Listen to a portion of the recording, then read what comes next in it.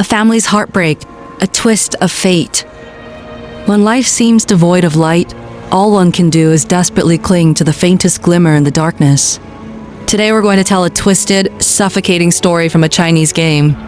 Thilpheus 2.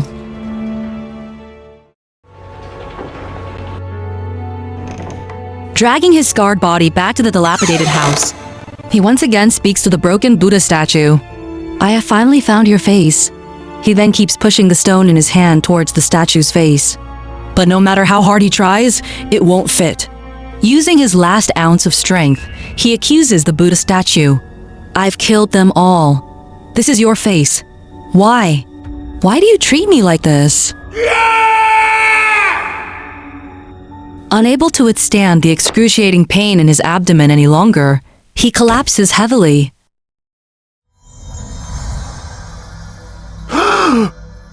A young man suddenly woke up, as if the nightmare he had just experienced had been tormenting him for a long time. Headaches haunted him. He sometimes saw things and suddenly fell unconscious, which fragmented his life. Didi is the fourth child in the family. His father had died before he was even born. When he was just 4 or 5 years old, his second brother drowned. His eldest sister ran away with a stranger at her 18th. After a series of setbacks, his mother retreated into a world of constant sutra recitation and Buddha worship. Facing the burden of the family, his third brother San had to drop out of school to support family prematurely and become a butcher. His long, depressing life led him to suffer from severe insomnia.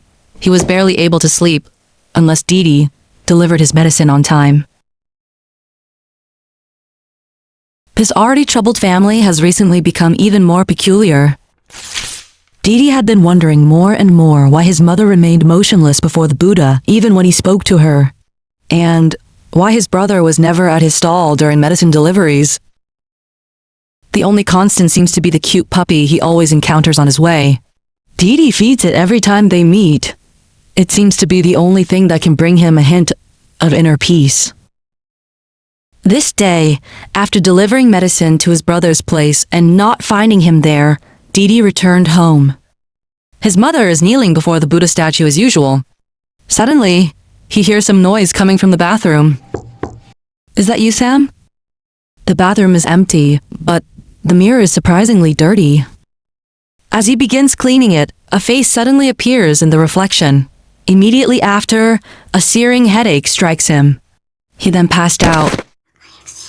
Upon waking, he realized it was already midnight. A muttering came from the living room.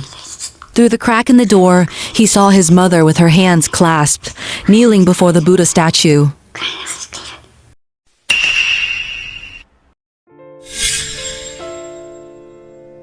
Didi's eyes fluttered open once more. This time he didn't dream of the black ship, but he found himself peering through the eyes of his long-lost sister. After many years, she finally home. But Didi is the only one who seems happy about her return. Mother shows hostility towards her, forcing Sis to rent a house in town. She carefully examined the photo album she'd preserved for a decade. As she turned each page, the pain inflicted by this family gradually revealed itself. Once, they were an ordinary, happy family. The father was a devout Buddhist, while the mother was an atheist. The mother favored her second son the most, perhaps due to his premature birth and resulting defects. When Didi was born, tragedy struck. Father had an accident and fell to his death at the construction site.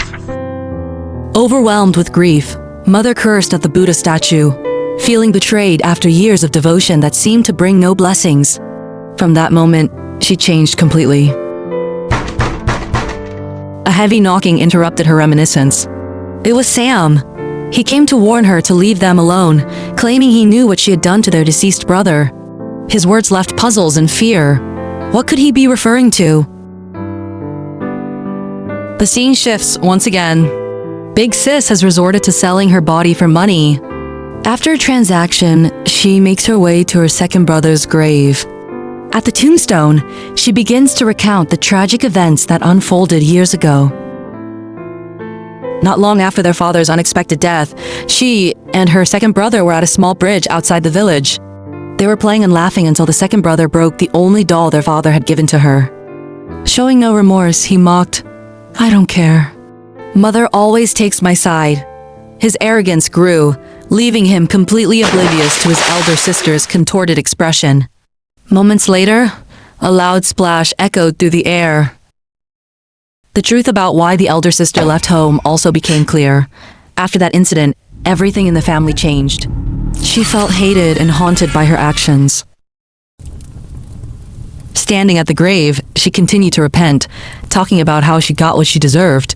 She was abandoned by her husband, and now she has an incurable disease.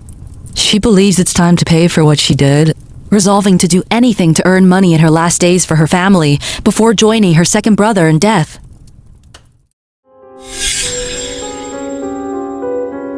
The world shifted again, and this time Didi sees what happens to his brother Sam. His wife was pushing him for money to pay their daughter's tuition fee. His daughter told him her classmates all mocked her for having a meaty smell on her body. Attempting to escape the troubles at home, he visited his mother only to receive an extremely outrageous request. "Your second brother has finally come to me. He wants a wife. Tomorrow night, take the money to Chen and finalize the marriage arrangements.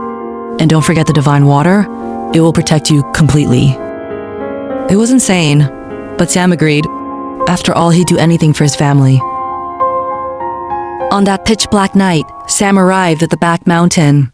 The person who had sold his daughter's body was waiting there, but reneged on their agreement, fleeing without helping to lift the corpse. Fighting waves of nausea, he dug open the grave and attempted to extract the girl's body.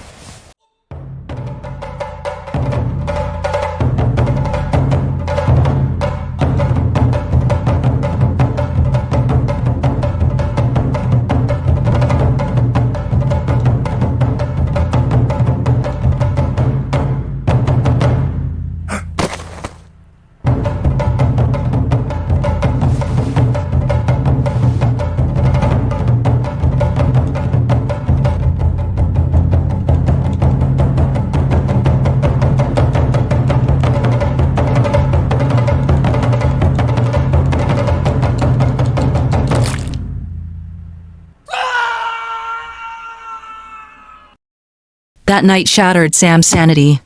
Haunting visions now plague his every waking moment, blurring the lines between reality and nightmare. Tormented by fear and guilt, he compulsively visits the girl's grave.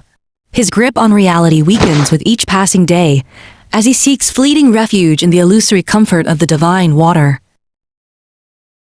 Eventually, he spent all his money on this supposed cure, plunging deeper into debt. But what Sam doesn't know is that this so-called divine water is nothing but a cruel joke played on this poor family. The thugs fill bottles with water from a stinking ditch, using it as their best tool to swindle money from this desperate household. Unable to tolerate the chaos, Sam's wife leaves with their daughter. Faced with threats against his family, Sam makes a chilling decision. He plans to perish alongside those thugs.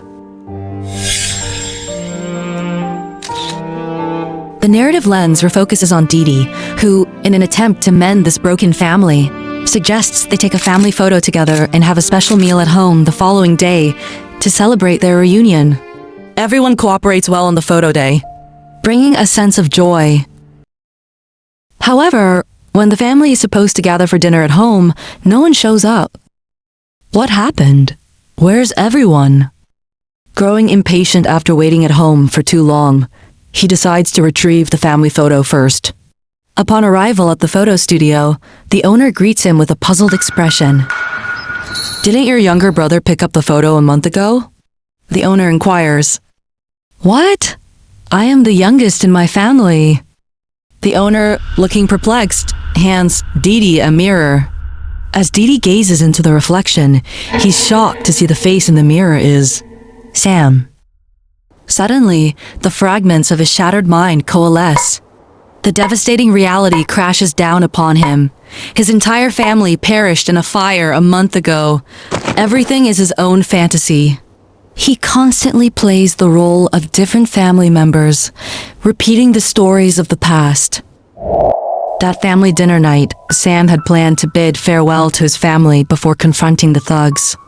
But as him drank more, his resentment grew, clouding his judgment and sense of time. Unknown to the inebriated family, angry gangsters had been lying in wait outside their home. Their intention was to frighten the family with fire, but they underestimated the volatile situation. The intoxicated occupants, oblivious to the growing danger, failed to notice the impending disaster until it was too late. As if by miracle, Sam survived, but at the cost of his sanity. People say that he fell beneath a Buddha statue, which shielded him from harm. Clutching the Buddha, he began to wander aimlessly, intending to walk until death claimed him. Fate intervened when the stray dog reappeared before him, offering a glimmer of hope and a reason to live. One man and his dog lived this way, their final meal eternally postponed. 2 years passed in the blink of an eye. Despite the hardships, they became each other's sole reason to keep living. Whether by fate's design or misfortune's tendency to find those already suffering, the thugs who had burned Sam's family reappeared in his life. It began with keys dropped at Sam's door, a trivial matter. But no matter how hard Sam tried to explain, these heartless men, who valued their own amusement over others' suffering, beat him mercilessly, accusing him of theft. The loyal dog tried its best to protect its family, but was kicked aside by the attackers. Sam carried the dog into the house and passed out. Upon awakening, he discovered that the little dog had slipped out at some point. At midnight, the thugs returned to Sam, claiming they wanted to apologize. They prepared a meal and insisted on feeding him. Suddenly, they burst into laughter. Sam's heart raced as he realized something horrible.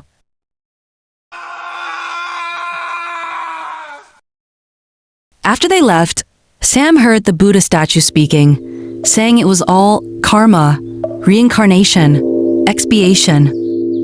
Nonsense. Even if we're all guilty, he questioned. What did the dog do to deserve this fate? Find your face and kill them all? You're right.